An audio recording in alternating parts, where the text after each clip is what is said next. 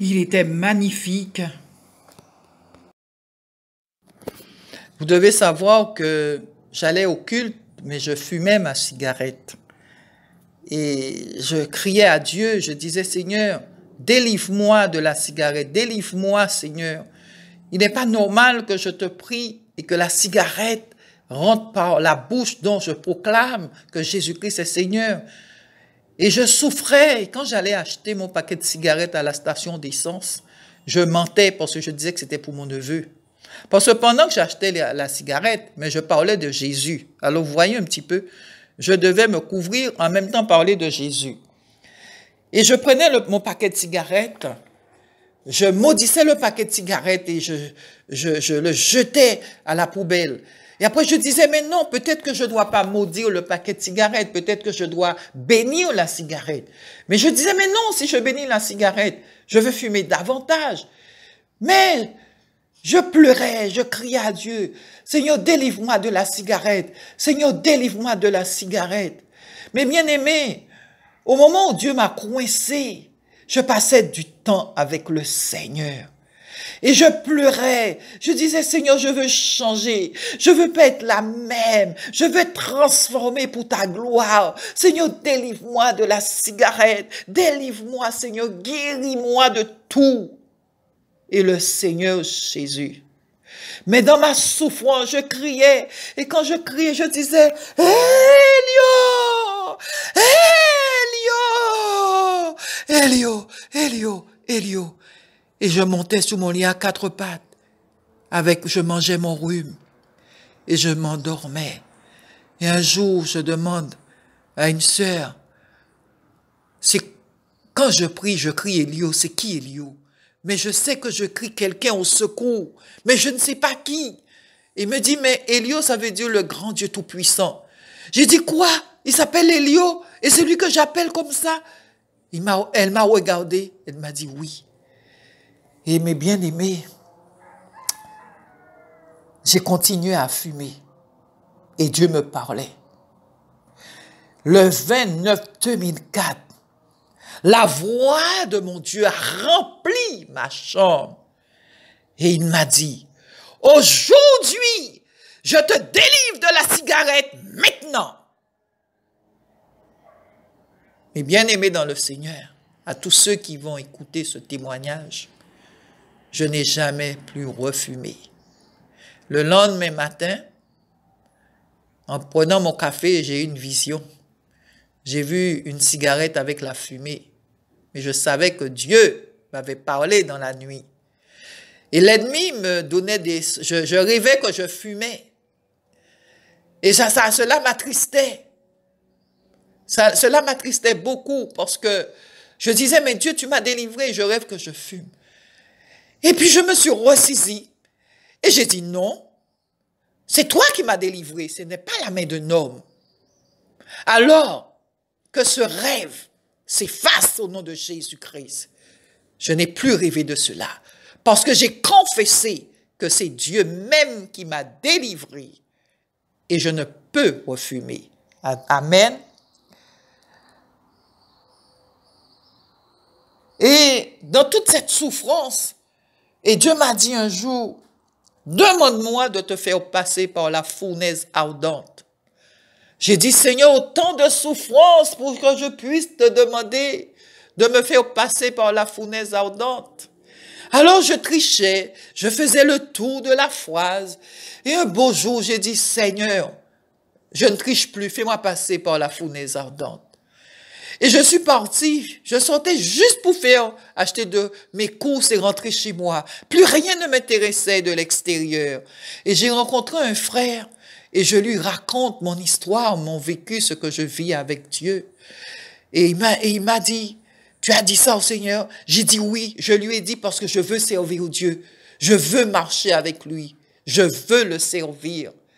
Et mes bien-aimés dans le Seigneur, j'ai passé des moments merveilleux avec Dieu. Et le Seigneur a commencé à me donner des numéros de téléphone en vision.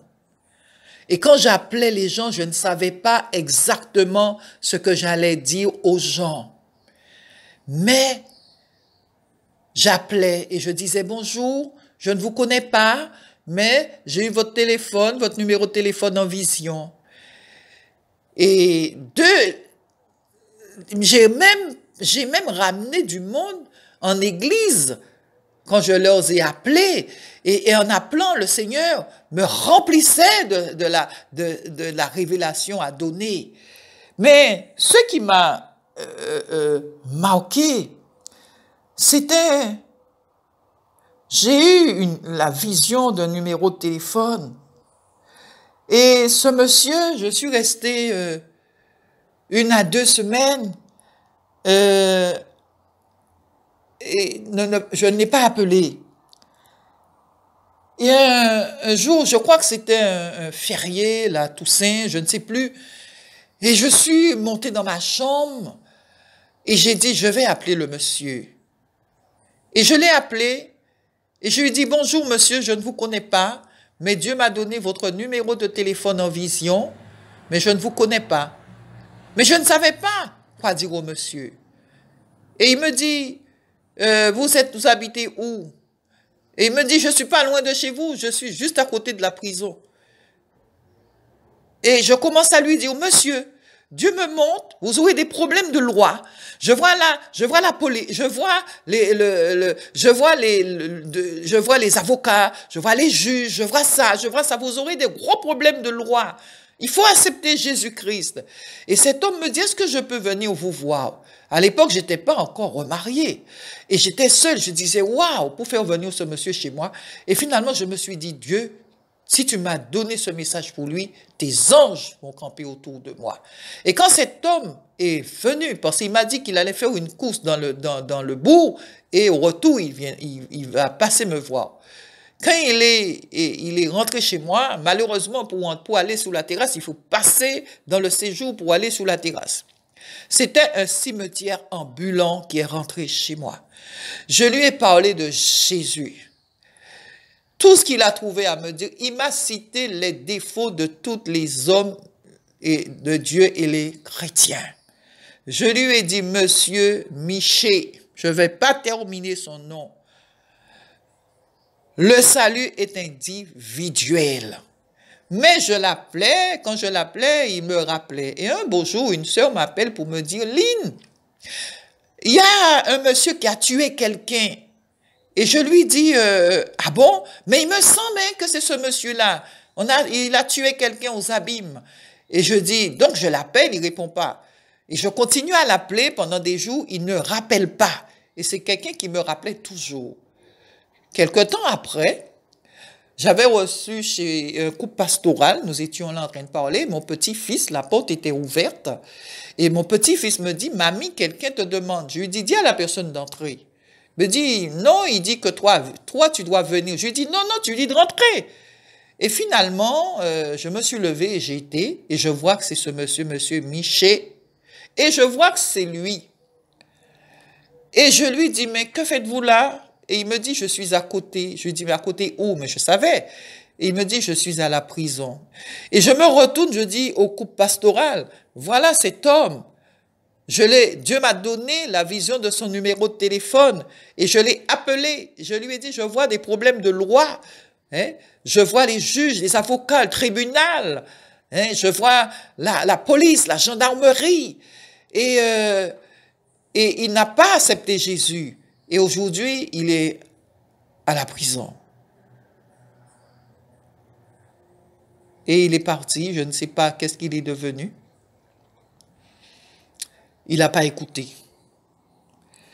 Le Seigneur m'a donné le téléphone encore de quelqu'un que j'ai appelé. Et j'ai dit bonjour, voilà, je suis un tel, j'ai eu votre téléphone en vision. Et il me dit, j'ai pas le temps, je dois partir travailler, j'ai pas le temps. Et je lui ai dit, vous n'avez pas le temps pour écouter ce que Dieu a à vous dire, mais vous avez le temps pour mourir aujourd'hui. Et j'ai raccroché. Eh bien, c'est comme ça Dieu œuvrait avec moi. Dieu s'est servi de moi pour écrire même des hommes de loi. Dieu s'est servi de moi pour écrire les politiciens. J'ai envoyé la Corse, les États-Unis, le Canada. J'envoyais du courrier pour prévenir, pour sonner de la trompette. Et c'est comme ça Dieu a commencé avec moi. Et le 8-11-2004 à 3h45, Dieu m'a donné la révélation de SOS Prière au cœur brisé. C'était cette date-là qu'il m'a dit de prier par téléphone pour les gens. Et c'est lui qui m'a donné le titre de l'association. Et c'est lui aussi qui m'a demandé à prier par téléphone. Amen. Et SOS Prière fonctionne normalement comme en église. Nous prions, nous louons, nous jeûnons, le baptême et nous fonctionnons par la grâce de Dieu. Et que le nom du Seigneur soit béni, que le nom du Seigneur soit loué. Il y a eu beaucoup de miracles, de délivrance, et gens donné leur vie à SOS Prière, cœur brisé. Amen. Et pendant ces moments difficiles, Dieu m'a dit le 28-12-2004, je t'ai ouvert une porte que personne ne pourra la fermer. À Dieu soit toute la gloire. Et mes bien-aimés dans le Seigneur m'a fait grâce de voir l'enfer. Dieu m'a montré l'enfer. J'ai vu de belles femmes et quand je regardais cette femme qui m'a marqué, c'était une femme de classe, c'était une femme d'affaires dans le monde. C'était une femme, je peux dire, qui avait de belles maisons, de grosses voitures. Mais en enfer, dans toute sa beauté, elle avait l'œil crevé et elle était défigurée. Et c'était triste de voir ces gens en enfer d'une laideur pas possible. Et Dieu m'a donné aussi une vision. J'ai vu un camion bénir les gens en enfer comme bénir les gens en enfer. Et je peux vous dire que l'enfer n'est pas agréable à voir. Et ils pleuraient de souffrance, ils étaient si tristes, leurs yeux percés. C'était une vision triste et terrible. Mais aussi le Seigneur m'a fait grâce. Le Seigneur m'a montré le ciel, le paradis. Il était magnifique. Il y avait un magnifique jardin de jolies fleurs, de belles fleurs, des couleurs, des fleurs qui n'existent pas sur la terre, des couleurs qui n'existent pas. J'ai vu des pylônes, une architecture magnifique. J'ai vu en vision une allée de vignes. Oh, grand Dieu Tout-Puissant, le paradis est magnifique. J'aurais tellement à vous dire, tellement à vous raconter du Seigneur Jésus, tout ce qu'il m'a montré. J'ai vu le tabernacle, j'ai vu les séraphins. Quand nous faisons les réunions des SOS, les séraphins se promenaient à SOS Prière, les anges se promenaient, se tournent dans sur eux-mêmes, avec aisance, avec grâce. Et il y a un frère qui les voyait aussi, n'est-ce pas magnifique tout ça? Mais tout ça, je ne mérite pas tout ça, mais c'est la grâce de Dieu. C'est uniquement la grâce de Dieu et que la grâce de Dieu. Amen. Que le nom du Seigneur soit béni, que le nom du Seigneur soit loué et exalté et glorifié. Amen, alléluia. Dieu est magnifique, Dieu est grand.